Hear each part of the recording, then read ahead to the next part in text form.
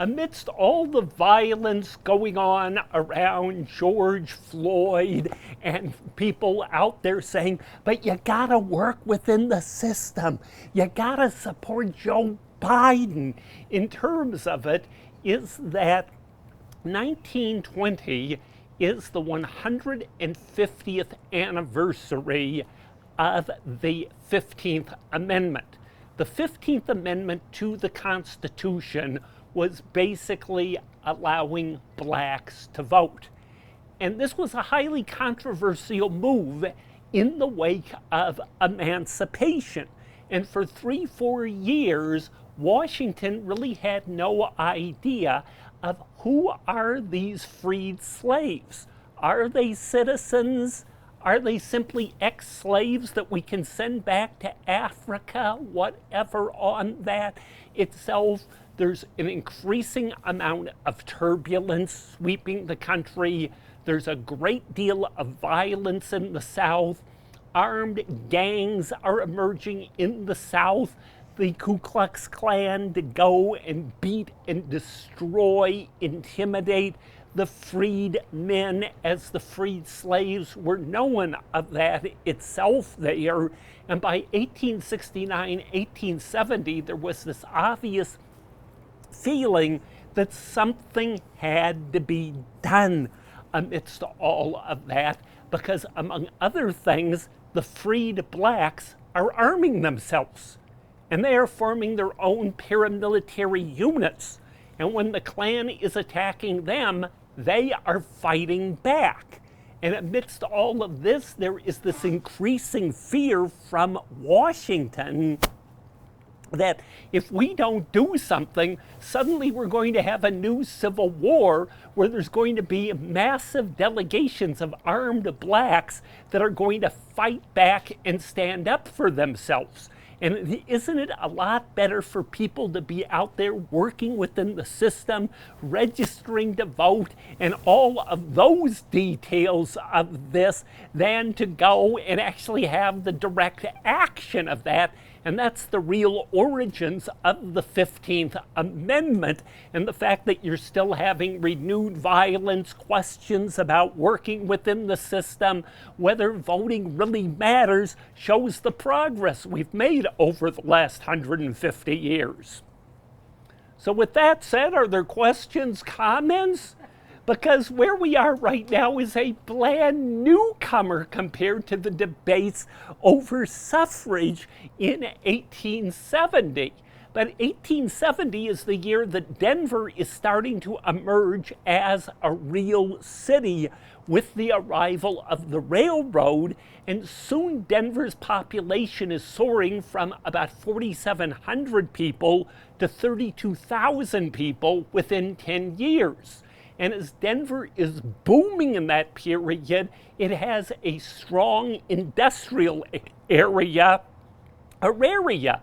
And Auraria is not simply the home of slaughterhouses and packing plants and numerous mills, bakeries, pickle factories, so forth. It also has a strong middle-class base, and middle-class homeowners are very proud of putting up houses of distinction at that time, and nobody is ready to drill his fellow citizens more at this period than William Smedley.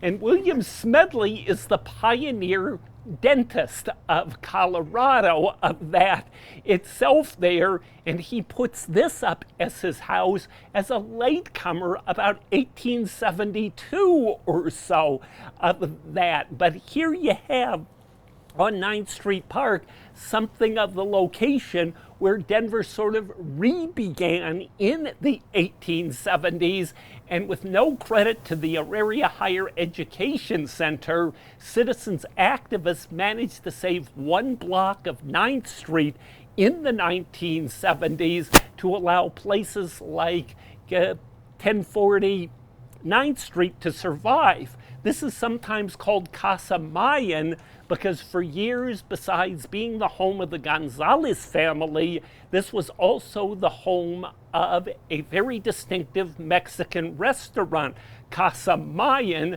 that is killed in 1970, 1971 by the Auraria Higher Education Commission when it goes and basically destroys Auraria as a residential neighborhood to make way for the college campus.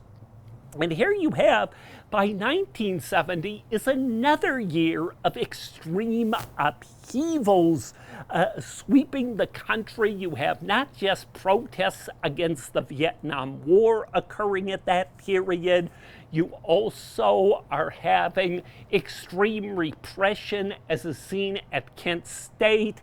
Meanwhile, the Southern police are behaving even more than usual, which is if there is a disorder, i.e. a black youth daring to question the authority of a police officer, the solution to this is very simple. You simply shoot them.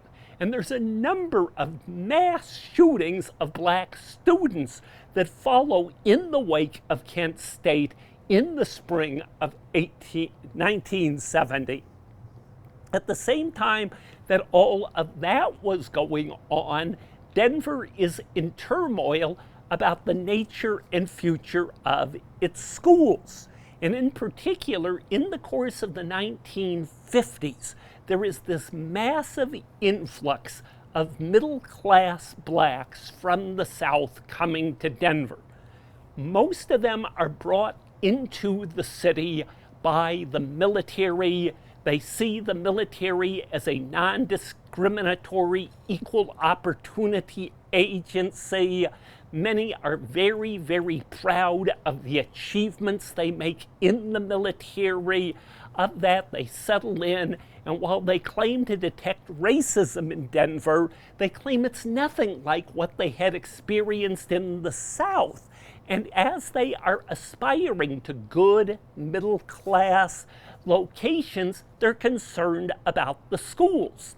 And in particular, there is no location that the middle-class military veterans like more at this period than along the northern edge of the City Park Golf Course between Colorado Boulevard and York Street, just off to the north of 26th Avenue there. And as they are starting to settle in the mid-1950s, that area in no time goes from being a pretentious, arriving white neighborhood into a black middle-class section, and most of the children that are there land up going and being bused over to Park Hill School at 19th Avenue and Elm Street. And at this time, Park Hill School is the place that's just a little bit above every place else, a little bit more impressive.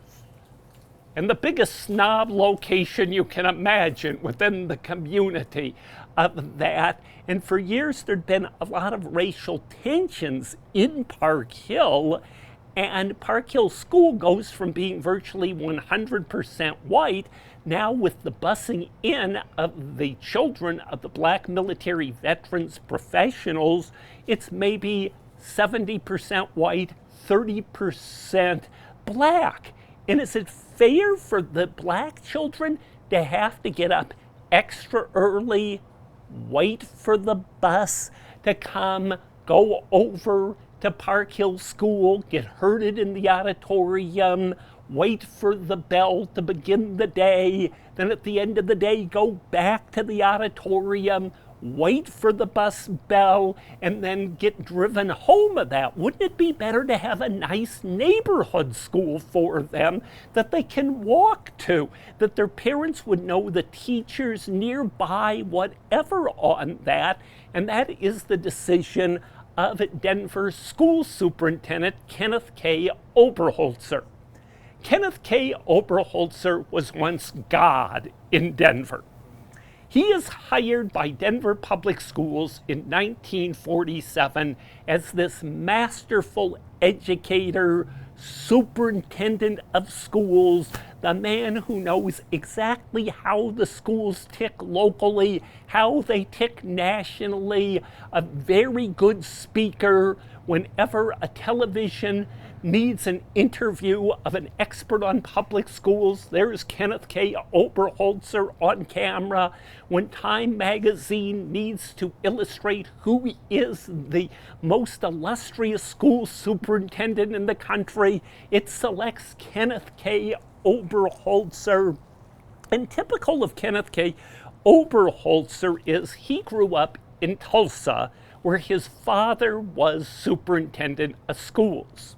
He graduates from Tulsa High School in 1920 and goes up to Illinois to college. It never registers on him of what happens in Tulsa a year after his graduation, when there is this massive white organized terrorist riot that sweeps through the heart of Black Tulsa, burns down, destroys, murders anybody of middle-class Black Tulsa. As part of the operations of that, rather, Kenneth K. Oberholzer goes to work first as a principal, then as a superintendent in Texas, where he's very comfortable with Jim Crow. He later goes out to Long Beach, California, before he is recruited to Denver, and his policies as superintendent basically is there should be one set of schools for the whites and one set of school for the blacks. And towards this end, he basically goes and pushes the erection of Barrett School as the black school, so Park Hill School can remain the white school of town. And this just sets off this massive explosion where through the 1960s there are rumblings that Denver Public Schools is a racist institution. The schools that Black Denver has to send its students to are old and decrepit. But we built Barrett as a brand new school, so they wouldn't go to Park Hill School. We built Manual High School as a brand new school, so you could destroy the neighborhood and kick people out. And there just seems to be no consensus, no agreement until Martin Luther King is assassinated. And by this time, there's a liberal majority on the 7-member Denver School Board, and it lands up adopting something called the Noel Plan. And the Noel Plan is named for Rachel Noel. She's among these middle-class, professional blacks who's arrived in Denver after World War II.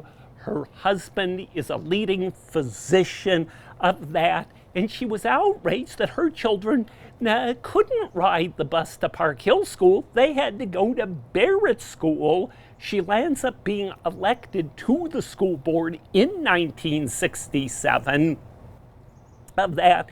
And in the wake of the upheavals following King's death, she pushes through this resolution declaring Denver Public Schools is going to make a good faith effort to integrate the schools so all students get the same quality, equal educational opportunity.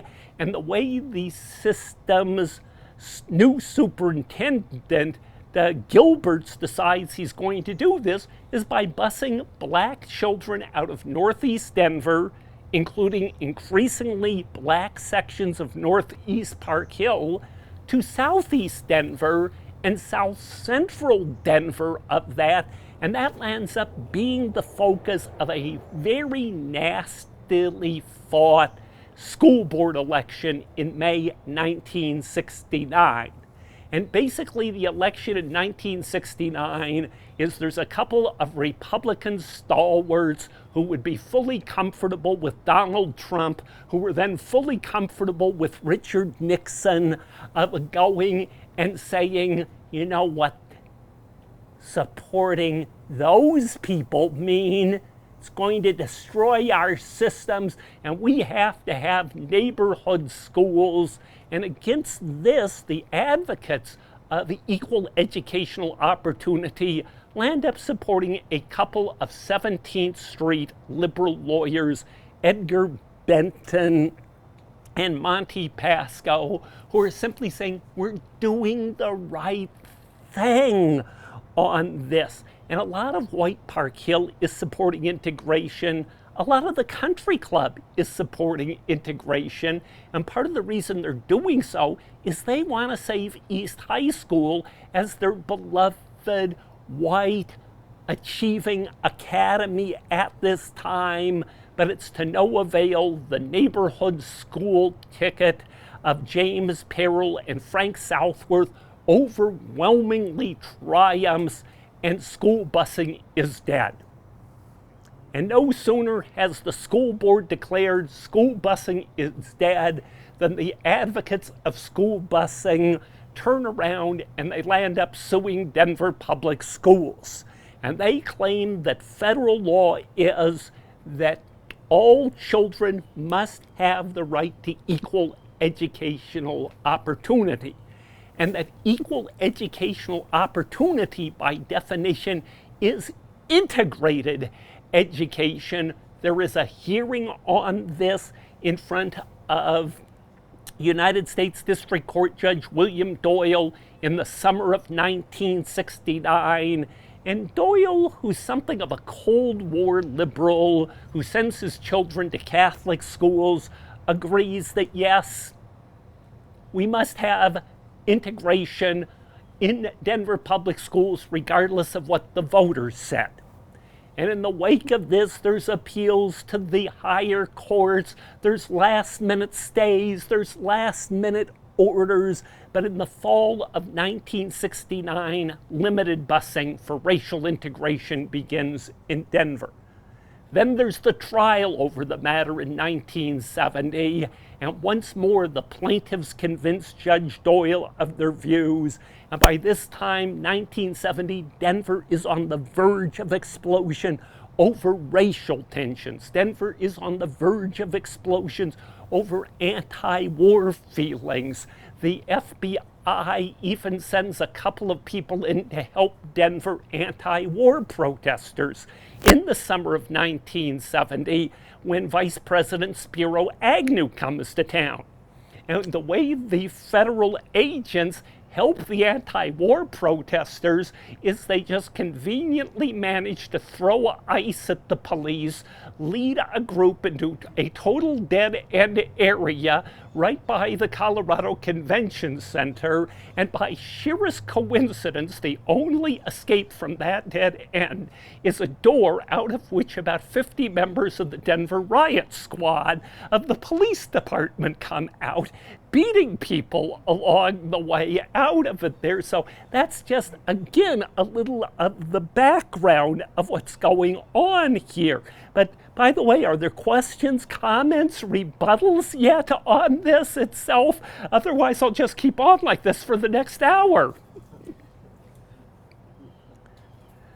But anyway, amidst all these activities, meanwhile, we sort of have escaped another pivotal year along the way, and that is 1920.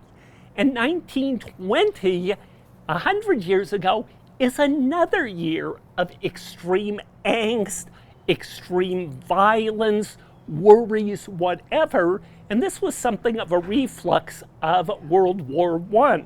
And in the wake of World War I, we're going to make things just like they are before. We're not going to build the new order.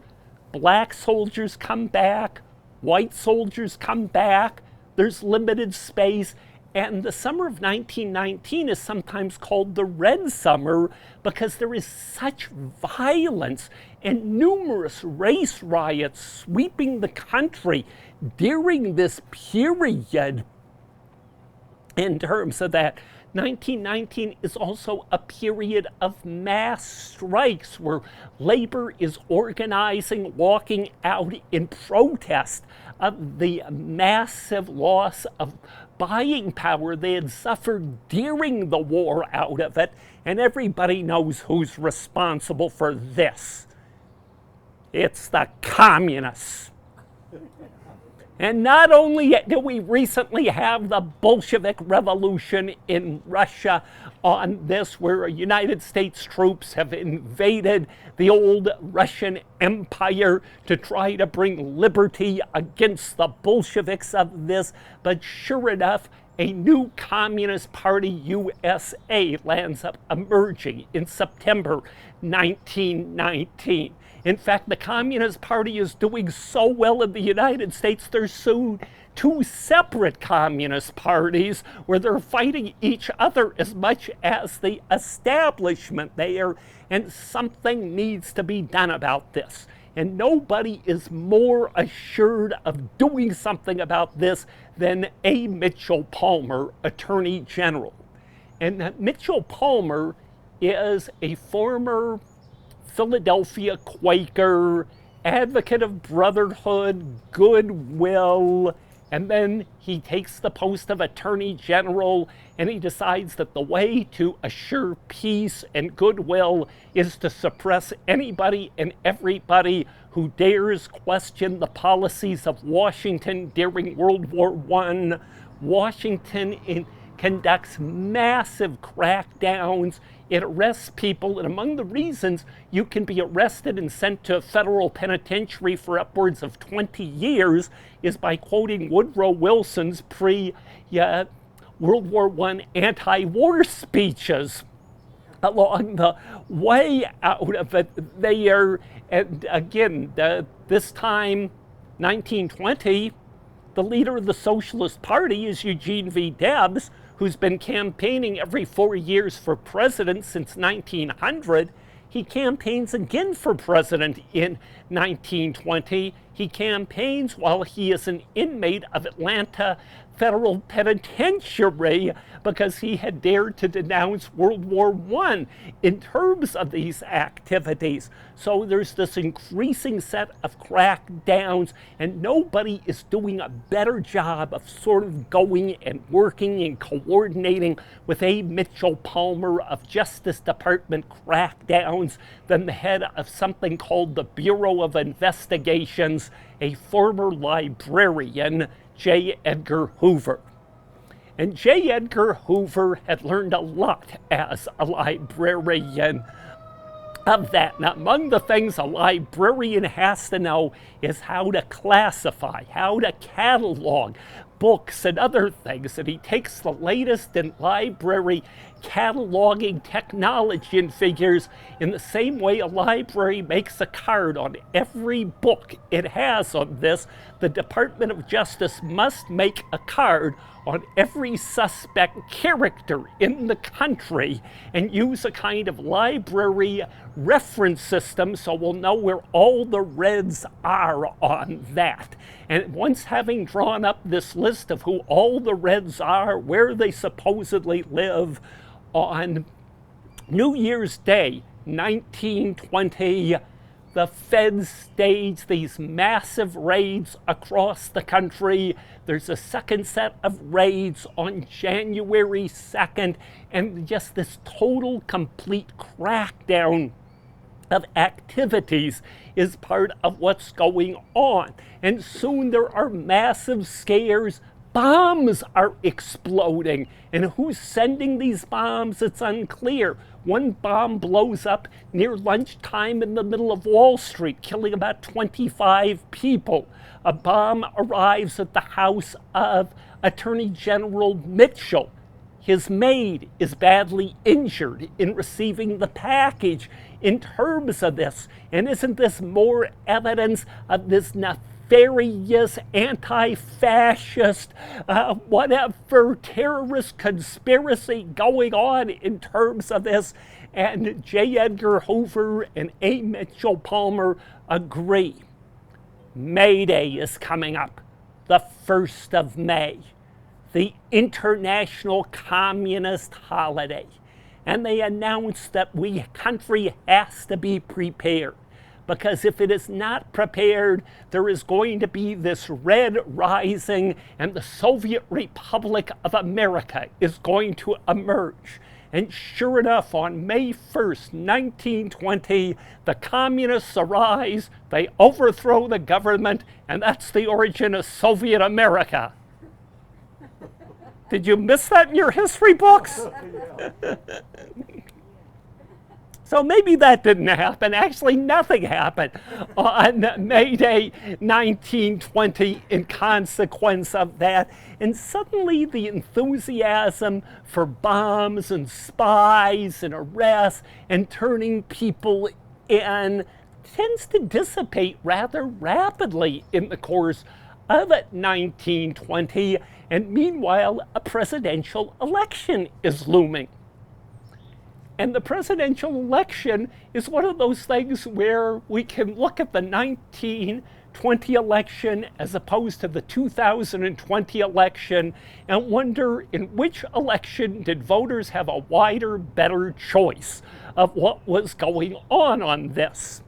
The incumbent Democratic president, Woodrow Wilson, has served 2 terms. What's more is since late 1919, he had been basically incapacitated in the White House. He had suffered a couple of extreme strokes, and he's in this miserable position. He's alert, he knows exactly what is going on, but he has this terrible time trying to communicate what is going on, and other than for his physician and his wife, he has no contact with the outside world. And meanwhile, Wilson is projecting himself as not simply president, he is the savior. He is the man who has the plan to make the world safe for democracy, and if people only listen to him, we will have salvation. And this is the situation when the Democratic National Convention meets. And Wilson wants renomination, but his machine has collapsed with him being in ill health on that itself. So they come up with an inspiring hack from Ohio named Cox, former governor of Ohio, as the Democratic candidate, somebody with no charisma, no record of challenging anything, no alternative to anything. Meanwhile, the Republican race in 1920 is also quite wide open. There's a number of former and acting generals that want the nomination as something of the great man on horseback that can come in and save the country itself. There's the usual political contenders, and then there is the senator from Ohio, Warren G. Harding. And Warren G. Harding should be on some U.S. currency. More than anybody else, he's the president that looked like a president. Rather handsome, very much a ladies' man, constant affairs going on. In terms of this, a complete total void in terms of knowing any policy, but a decent speaker, whatever of that. In other words, he's a good dummy for a ventriloquist to be manipulated itself on that. And this is the situation when the Republican bosses meet in Chicago during the National Convention of the Republicans in the famous smoke-filled room. And by the time all the smoke lands up clearing, the Republican elite decides that yes, indeed, Warren G. Harding is going to be the Republican nominee for president. And he has a very, very simple platform in 1920, which is normalcy. Whether the word normalcy actually existed then has been debated of this, but it's basically we've had enough of the Crusades, we've had enough of saving Europe, we've had enough of these idealistic social experiments. Let's just go back to the good old days of the last Ohio president or two, William McKinley of the 1890s itself on that. And meanwhile, the Cox campaign has zero dynamism, and Warren G. Harding makes his way into the White House with nearly 60% of the vote that November. And actually, he proves in office to be a far, far more liberal man in Washington than Woodrow Wilson was, because after a while, Harding starts saying, why are we locking all these guys up for 20 years, 15 years? And he actually issues a large number of pardons and commutations of sentences against political dissidents that Woodrow Wilson never would of that. Another thing that Warren G. Harding also believes in is something called the public-private partnership. And in particular, there's something like public oil lands up in Wyoming, where just off to the north of Casper, there's a very, very rich oil field called Teapot Dome. And his principle is, since that's public land, shouldn't we turn this over to the private sector itself on that? And among his top advisors is a guy named Harry Sinclair, who just happens to be the owner of, guess what, petroleum company out of this there. And meanwhile, he has a thorough crook, Albert B. Fall, former senator from New Mexico, as Secretary of the Interior. So it's basically looting the public trust as usual is part of the Warren G. Harding technique. And meanwhile, as Warren G. Harding's scandals and the inside problems of Washington are growing in 1923, and some of his sexual predicos are also coming to the fore, he's making this grand national tour of the country. And he becomes the first sitting United States president to visit Alaska. And something is wrong with his food up in Alaska, and that's the end of Warren G. Harding as president of that there. So that's just a little of the sidelight in terms of that. Meanwhile, Denver is also reflecting the Red Scare, the upheavals, the strikes going on. And in 1919, the old Robert Speer machine had collapsed. Robert Speer had dominated Denver as mayor from 1904 till his death in 1918. When he dies in office in 1918, a guy named W.F.R. Mills takes over. And W.F.R. Mills is basically this corporate bureaucratic executive, no dynamism, no links really with the party machinery itself on that. And amidst all of these activities, he's pushed aside by Dewey Bailey.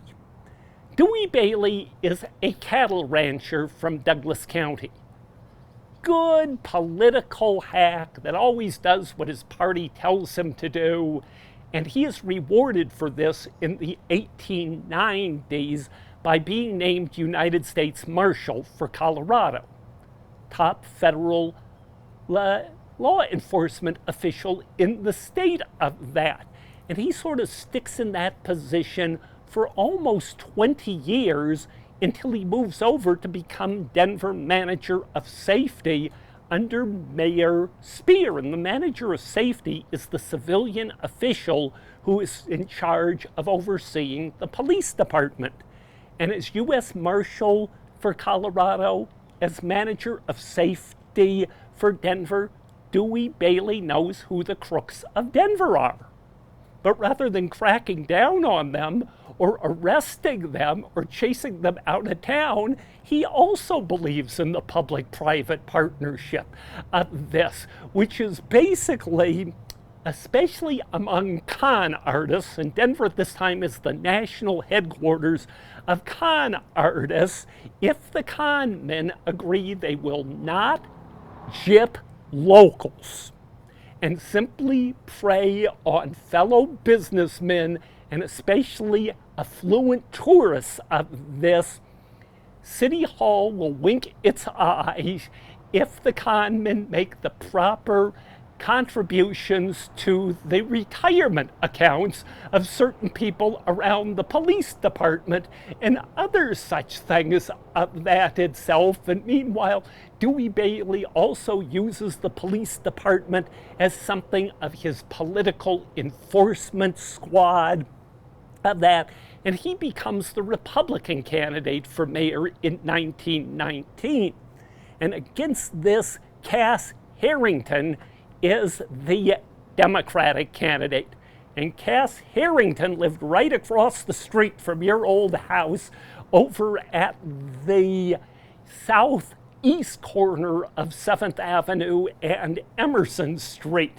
And Cass Harrington, big corporate attorney, closely linked with something called CF&I, Colorado Fuel and Iron, something owned by the Rockefeller Corporation. And among other things, in 1914, Colorado Fuel and Iron arranges for members of the Colorado National Guard to shoot down striking workers at a tent colony of Ludlow between Trinidad and Walsenburg in April 1914, and nobody's out there more defending the Ludlow massacre, the conduct of CF&I, than Cass Harrington. So the voice is, who do you want as mayor? A total crook or a corporate enforcer of an even bigger crook, the Rockefeller families? And on this basis, Dewey Bailey is elected mayor of Denver in 1919, and meanwhile, the city is further exploding. And no section of the city is more on the verge of explosion than the Denver Tramway Corporation.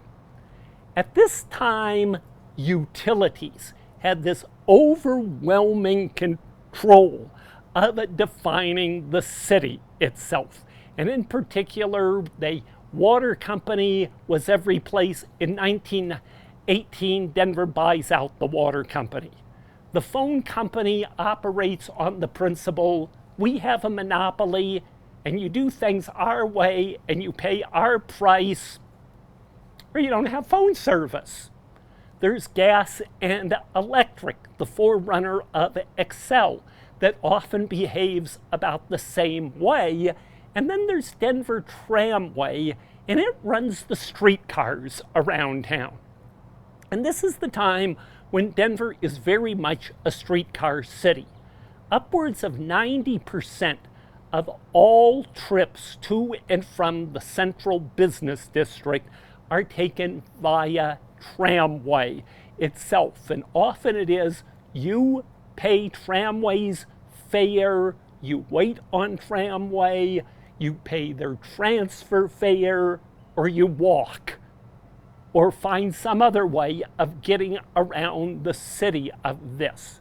And for years, tramway had been under the sway of somebody named Napoleon Evans.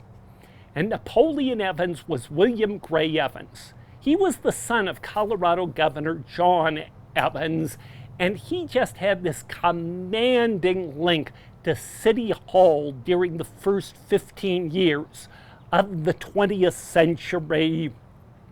By 1913, his health is starting to collapse. He needs to step back, and the Betcher family comes on the scene and buys the controlling interest of Denver Tramway.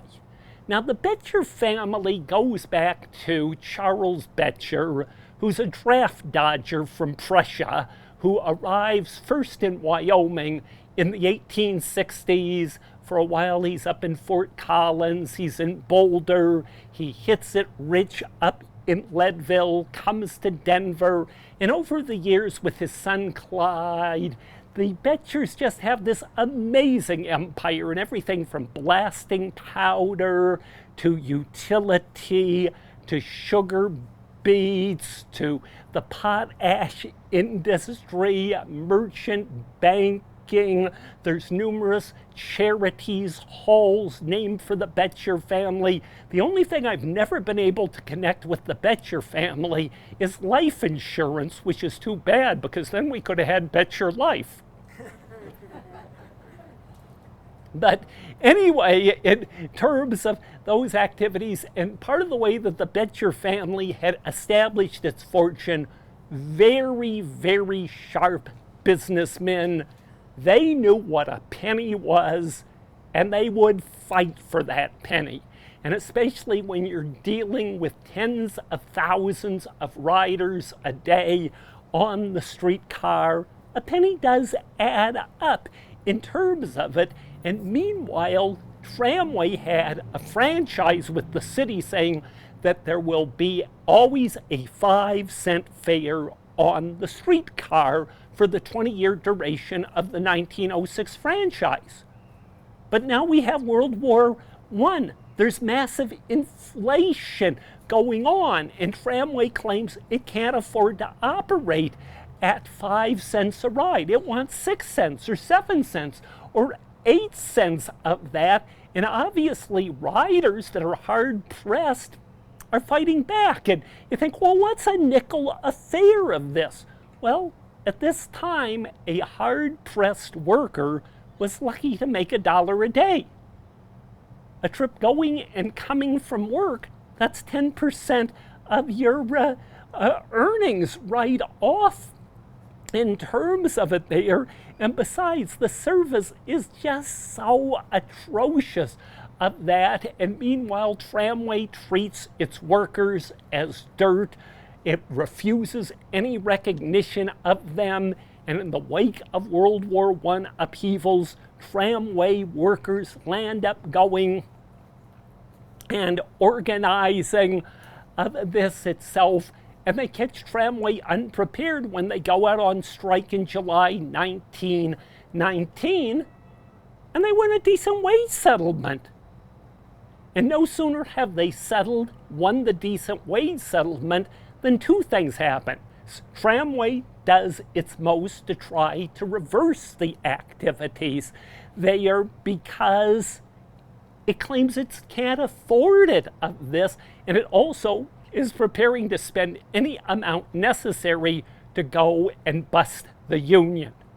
And in the course of July 1919 to August 1920, there is just fight after debate after commission over what is the status of the streetcar workers. Finally, in early August 1920, Tramway is prepared. It brings Blackjack Jerome to town. John Blackjack Jerome just happens to be a friendly guy who loves to play blackjack.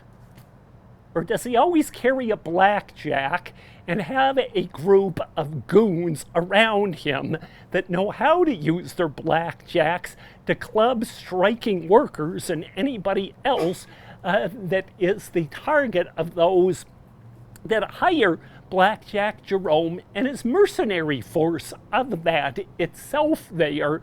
And so basically, Blackjack Jerome brings in hundreds of goons, strikebreakers from San Francisco in early August 1920. The workers know what's going on, and they declare a strike immediately of that itself, and virtually all 900 members of the streetcar workers union go out on strike in terms of this. And meanwhile, the goons announce they are going to go and operate the streetcars. And it's one thing to know how to use your blackjack on people.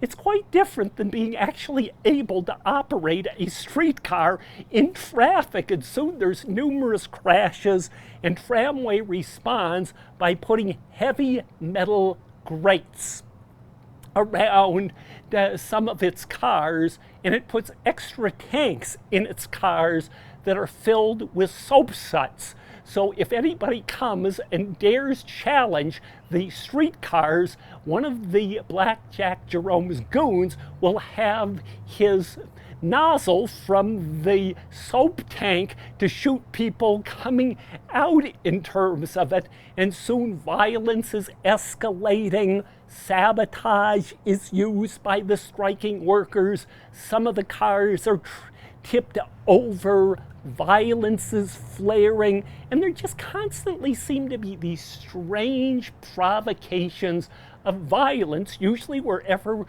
Blackjack Jerome is on that. For example, there used to be a car house of Tramway at South Broadway and West Alaska Place. And Alaska Place was about 2.5 blocks to the south of Alameda Avenue. Jerome is there. There's a mysterious fire, and suddenly gunfire breaks out, and a couple of 19-year-old youths that were bystanders are murdered in the process. Then there is the East Side car house, which was over at 35th Avenue at about Gilpin Street there. That's ground zero of the camping spot of the strikebreakers. The workers protest. Others protest. Blackjack Jerome comes by on something like August 5th, 1920 at about 9 p.m. Suddenly gunshots ring out. 5 pro-striking workers are shot down and murdered in the process. A dozen other people wounded in terms of that itself there. And amidst this, our friend Dewey Bailey, mayor of Denver, he sees nothing. Gee, shouldn't a private army have the right to bring its armed enforcers into the city of this? And then as the workers start fighting back on that, he figures maybe he should call in the National Guard. But the National Guard is hated because of the Ludlow massacre.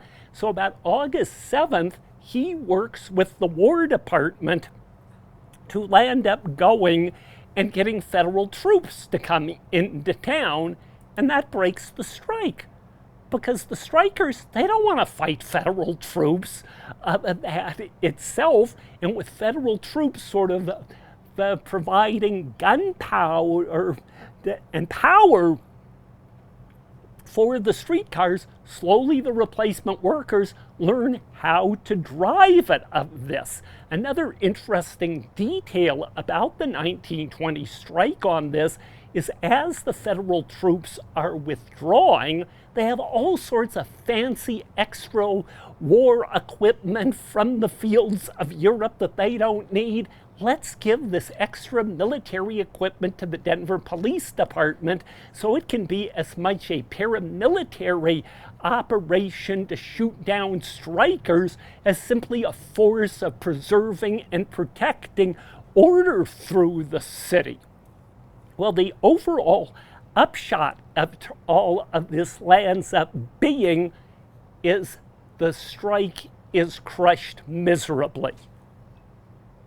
Denver labor as a whole is crushed miserably.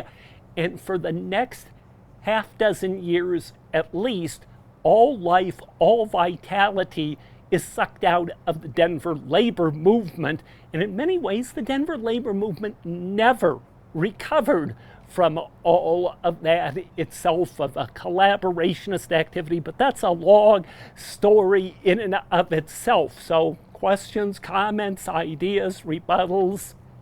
Well, I'm getting tired right now, so I'm going to sit down for this here because we now still need to go into other dimensions. Well, meanwhile, 1970 is one of these years where it's hard to say where the country is going. 1968 appeared to be a year of apocalypse. Assassinations, riots, chaos, a charismatic candidate running for president as a third-party challenger, George Wallace, with a thinly veiled racist taunt in terms of it. The Democratic candidate in 1968, Hubert Humphrey, is an old-time liberal warrior who's still fighting a battle in Minnesota politics of 1948 against racial discrimination. And for years, Hubert Humphrey is one of these guys. Do you want to be president? Yeah. You want to be president? And he keeps failing at his various presidential bids out of it until 1964. And that year, Lyndon Johnson taps Humphrey to be his vice president. And in many ways, Humphrey was the ideal vice president for Lyndon Johnson. Whatever Johnson wanted, Humphrey did for him. He was an echo. He was a very, very verbose echo. He was the kind of guy you asked him a simple question and he can go on for a half hour in terms of the answer in terms of it. And originally, Lyndon Johnson was thinking 1968 would be a great year for re-election for him. And the Democratic Party, for the most part in 1968, is frustrated with Johnson, but it's filled with cowards that are afraid to go and take on Johnson. There's anti-war voices out there, but they're not quite clear what to do. And this is the situation when Eugene McCarthy comes back on the scene. Eugene McCarthy is a college professor from Minnesota who's also quite a sharp politician. And for a while, he served in the United States Senate from Minnesota with Hubert Humphrey. Among his other achievements, Eugene McCarthy, back in the 1950s, had been among the few distinguished politicians that stood up to Joe McCarthy and called Joe McCarthy into account. But Eugene McCarthy was never a crusader. He never was out on the picket lines of this. He'd be saying, yes, there's problems with the war, but he wasn't a leader of this. And it's basically when nobody else was willing to go and take on LBJ in 1968 that Gene McCarthy decides he's going to be the liberal challenger. And nobody helps him more as being the liberal challenger than a good Denver boy, Buster Brown. Buster Brown is Sam Brown. His father was the owner of Buster Brown Shoes. And Sam Brown is one of these golden youths of the 1960s, well-educated, well-connected.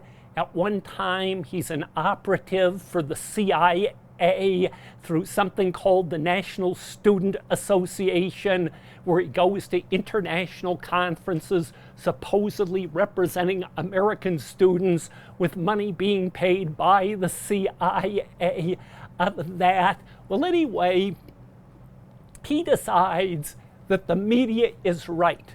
By 1968, the scruffy hippies have arrived on the scene. And as the scruffy hippies have arrived, boys are starting to grow beards and mustaches. And their hair is growing over their ears. You got a little milk on yours. Yeah, okay. The camera, I just noticed it. Sorry. No, well, see, that's what happens. You have these mustaches. It matched what you were talking about. Well, anyway, amidst all of this, the establishment goes crazy about long-haired men. In fact, various Denver public schools have these policies where principals, assistant principals have rulers, and if the boy's hair is too long, they send him to the barber, and either you go to the barber and you get the haircut, or you're not allowed in school or on extracurricular activities of this. And we can't have these scruffy hippies going and campaigning for Gene McCarthy. Rather, what Buster Brown is saying, we have to be clean for Gene. And he leads a national student campaign for students like him, mostly Ivy League, upper middle class background, to shave off their beards, mustaches, have crew cuts, and troop up to New Hampshire in February 1968 to campaign for LBJ.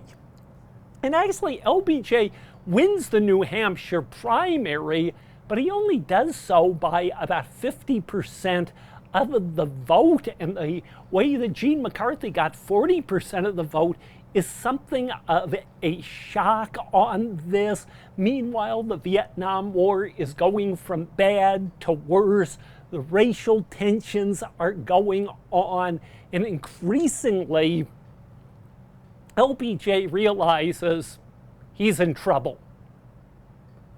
And the upshot is, at the end of March 1968, he announces that he's not running for president. And with him not running for president, there just happens to be an outstanding opportunist on the scene to run for president, and that is Bobby Kennedy. And for almost from the time John Kennedy went into the White House, a war is going on between Bobby Kennedy and Lyndon Johnson. The two have very, very uncomplimentary words for each other, words that need to be censored thoroughly in terms of that. For Bobby Kennedy and his crowd, LBJ is old Corpone, the person to be totally isolated and to have absolutely no influence whatsoever. John Kennedy knows better than that. Sometimes when he needs special lobbying in Congress or somebody to represent the United States abroad, he turns to LBJ. But it's obvious that Bobby Kennedy and Lyndon Johnson are never going to work at all well together on that itself. And Kennedy had refused to challenge Johnson prior to the Gene McCarthy challenge, but once McCarthy had shown his strength, Kennedy steps into the fight of this itself, and Kennedy seems to be this ideal coalition candidate. He's not just appealing to sort of the John Kennedy mystique, he's appealing to blue-collar workers of that. He's appealing to ethnic minorities, racial minorities, key parts of the Democratic Party that are well beyond the reach of Gene McCarthy of this there. And soon there's sort of a two-way fight for president in the Democratic primaries between McCarthy and Bobby Kennedy. And the crucial election is early June in California. And it's a closely fought contest. And finally, around midnight, the results are conclusive. Kennedy has won the election. And there is a radio reporter that is talking to Kennedy, interviewing him right when Kennedy is declaring victory. And all of a sudden, and there's a gunman out here, don't shoot that gun at me. It's a very dramatic scene where the assassination of Bobby Kennedy is caught on radio. In terms of that itself there.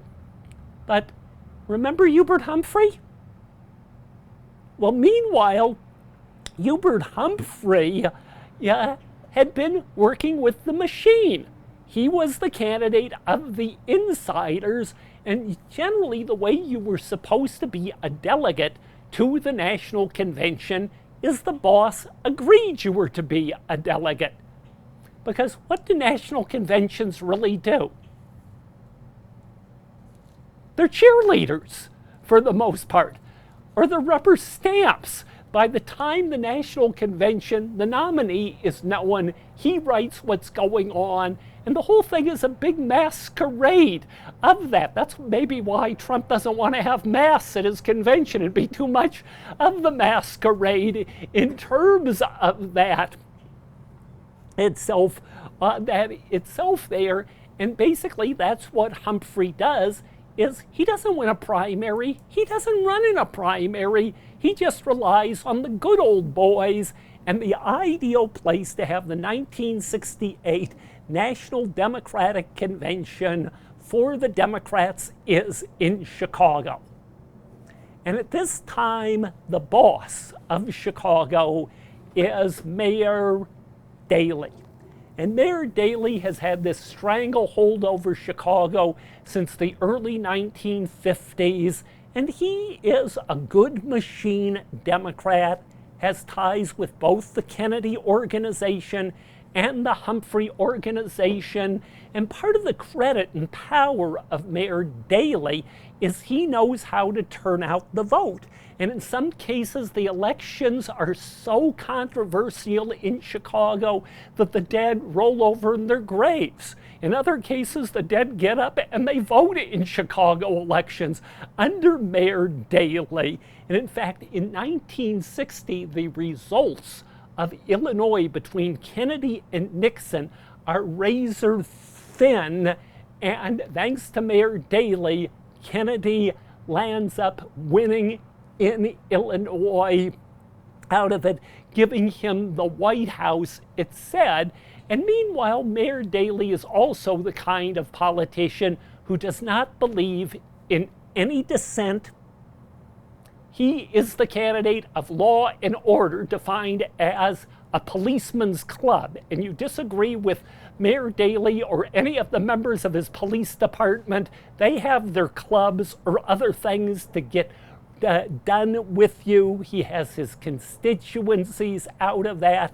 And meanwhile, on the scene, the yippies come out. And the yippies are the wackos of the day out of it.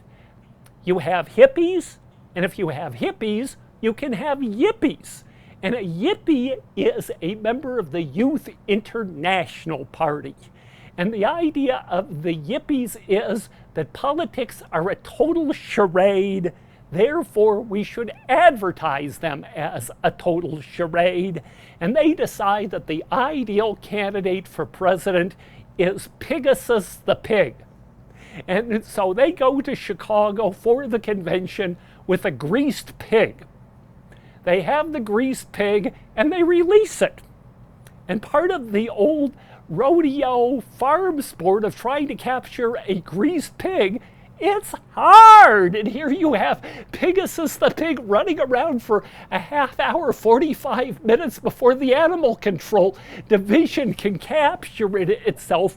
And they call on all the anti-war protesters to come to Chicago to have a festival of life. And Mayor Daley, with the full support of the federal government, prepares for this by overwhelming force.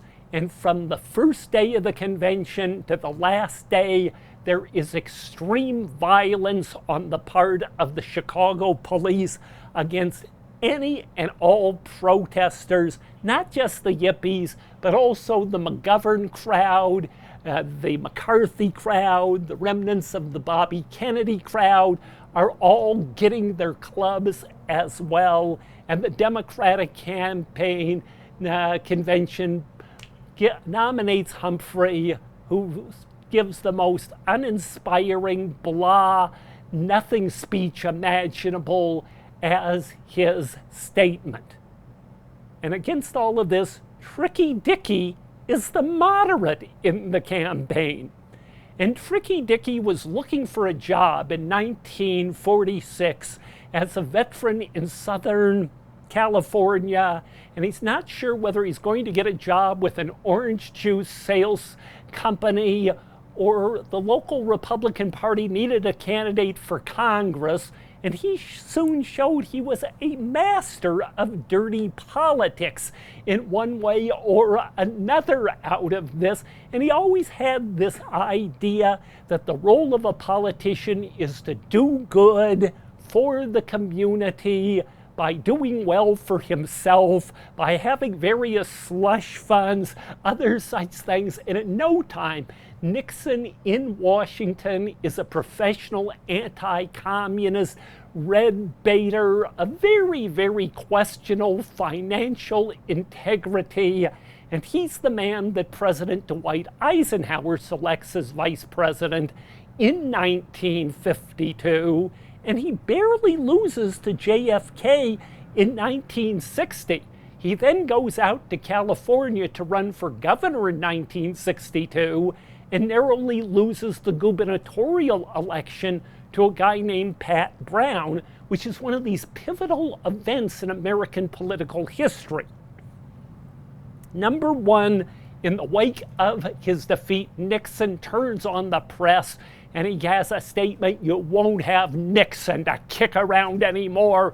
I have had it with you reporters. I'm not going to give my high services to the country anymore. I'm going to New York and going to become a rich Wall Street lawyer." Well, the other thing is, Pat Brown is sort of the corporate liberal of corporate liberals in California, who is so unpopular in 1966 that he is defeated by Ronald Reagan in the 1966 campaign. They're sort of giving rise to the whole Reagan phenomenon itself on that. So anyway, this is the chaos of an uneasy, unprepared, unfocused country as the 1968 convention and elections approach on that. And the Democrats basically at the end have their usual position. Humphrey is a coward, he's a lickspittle, he is spineless, but he's the lesser evil to Nixon out of that there. And it's a very, very close election that Nixon barely puts through.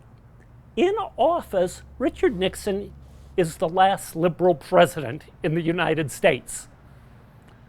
You look at a lot of the liberal agenda today: EPA, environmental protection, affirmative action programs. Those were all introduced by Nixon. And Nixon was deadly afraid that the country was on the verge of explosion, and he believed that by giving a few concessions from below, the system could maintain itself.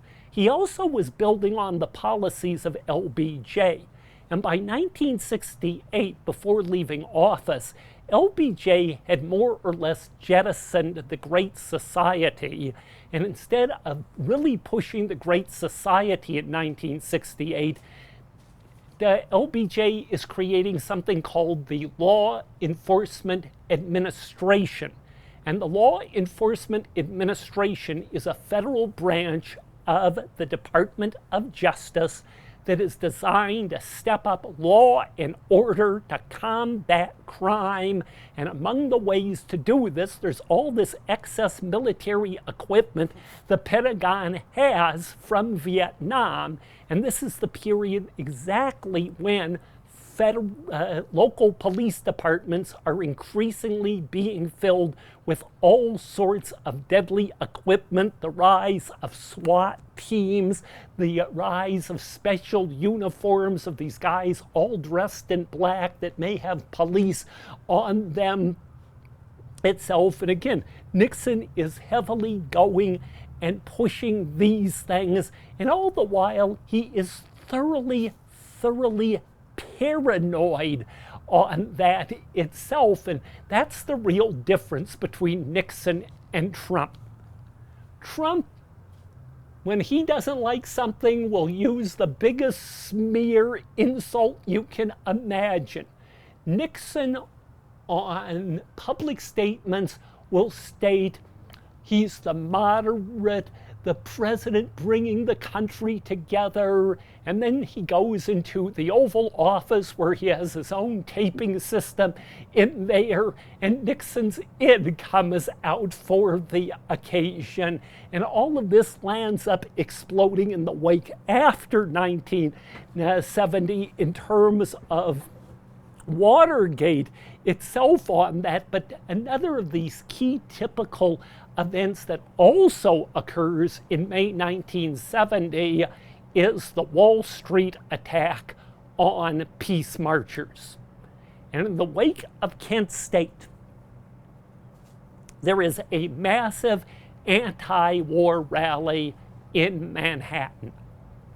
The rally goes in the Wall Street area, including where the World Trade Center building is arising, in a cynical collaboration between the Federal Department of Labor, George Meany, the president of the American Federation of Labor, Congress of Industrial Organizations, and leaders of the New York building trades industry. Basically, an agreement is reached that the building trade workers, especially in the Wall Street area around the World Trade Center, can have the paid afternoon off of the Peace March if during the Peace March they just conveniently land up dropping tools from 50 stories high onto the Peace March itself, and then position themselves with their hard hats, their clubs, their tools, their wrenches to physically assault and viciously beat the anti-war marchers in the area. In the wake of this, the leaders of the hard hats, as they are known, go to Washington. They are heralded by Nixon, and suddenly a hard hat has quite a strong political connotation, and nobody more personifies this than Fred Flintstone. And Fred Flintstone was a construction worker.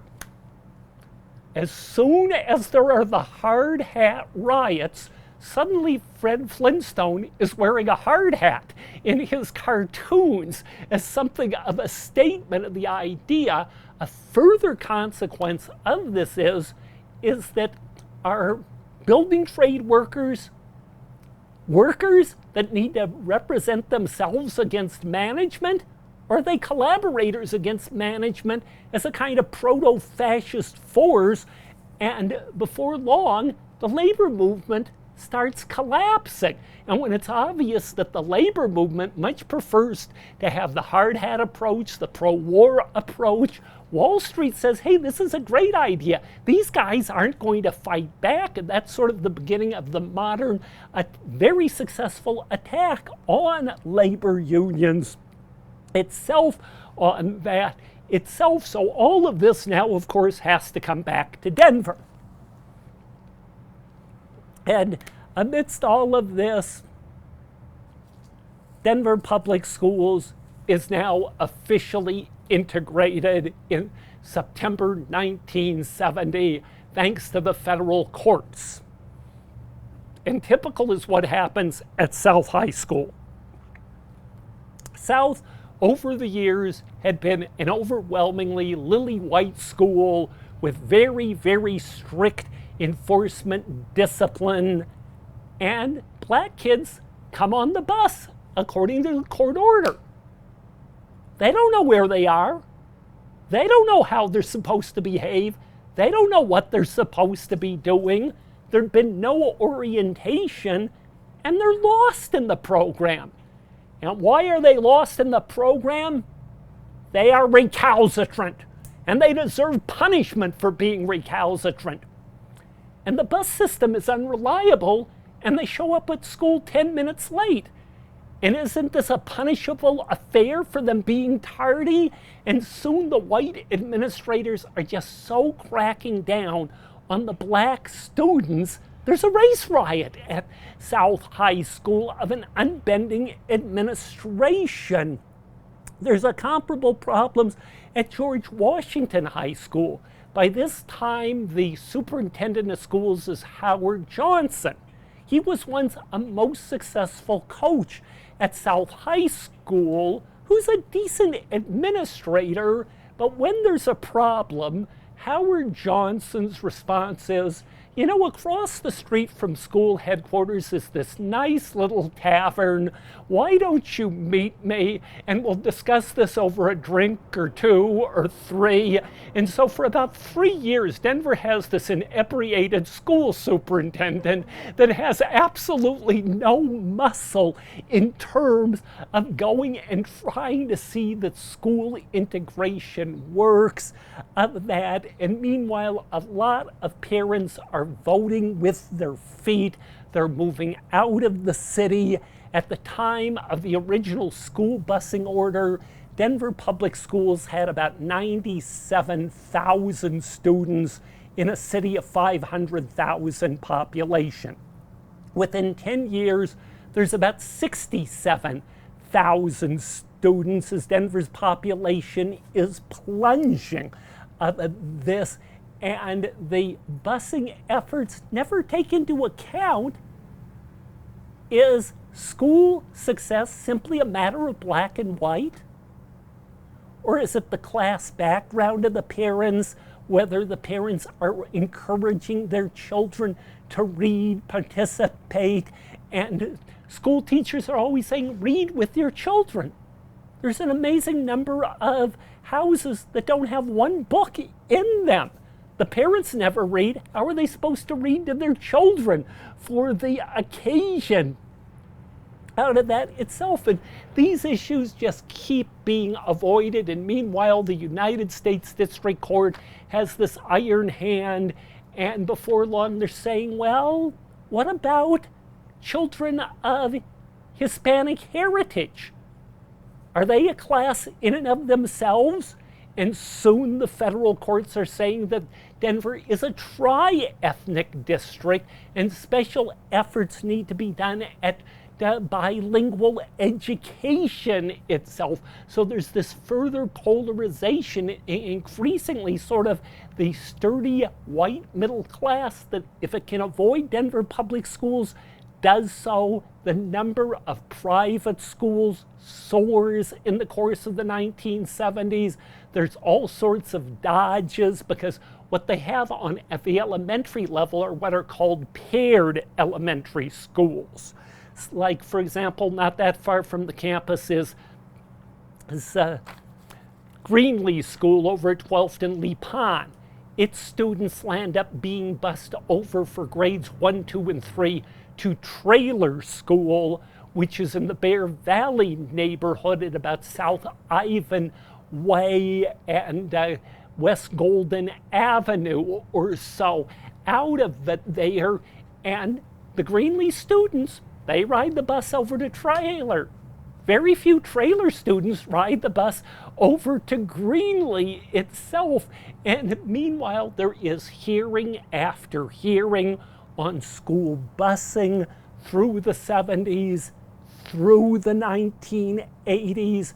It doesn't matter whether members of the school board are pro-busing or anti-busing. By this time, United States District Court Judge Richard Mach is saying Denver is going to have busing. It doesn't matter if people are learning anything, we must have busing. Denver must be a unitary district. And all the while, from 65% of the total student enrollment, whites are soon about 25% of the total student enrollment.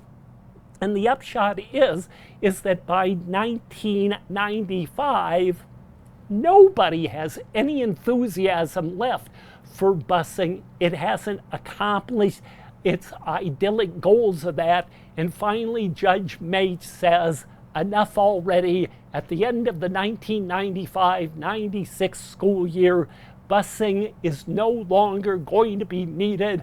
I am declaring Denver a success thanks to 26 years of court intervention and orders out of that. And so that's basically what my new book, The Denver School Busing Wars, is all about, plus all sorts of other details of what goes on in the schools during this period. It's $25 in bookstores, yours today for $20. It's actually volume 2 of a trilogy. Volume 1 is simply called the Denver School Book, that looks at the origins of the school system from the time of the Pikes Peak Gold Rush, when Auraria, of course, was the home of the first school in the area, until Kenneth K. Oberholzer leaves as superintendent in 1967. What I'm working on right now is Volume 3, Schools for a New Century, about some of the chaos that's happened since then, and whether Denver Public Schools is a rational organization or what goes on. I'm not quite sure what the answer to that is itself. Ideally, that should be out in a year or so. Finally, I have a couple of other books, cheap. If you're interested on this, I have a book out called Robert Spears' Denver, about Denver 100 years ago, including the 1918 flu epidemic, the streetcar strike, things like that. $25 in bookstores, yours today for only $5.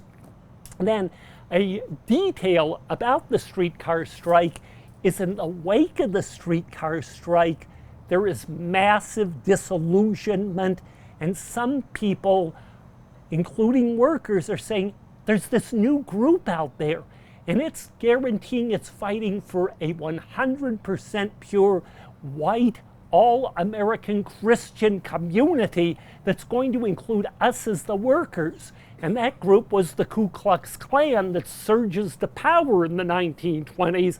And what happens there is the story of In the Shadow of the Klan, $25 in bookstores, yours today for $10. So with that said, final questions, comments, ideas, rebuttals, and this even includes Seth Bradley in there.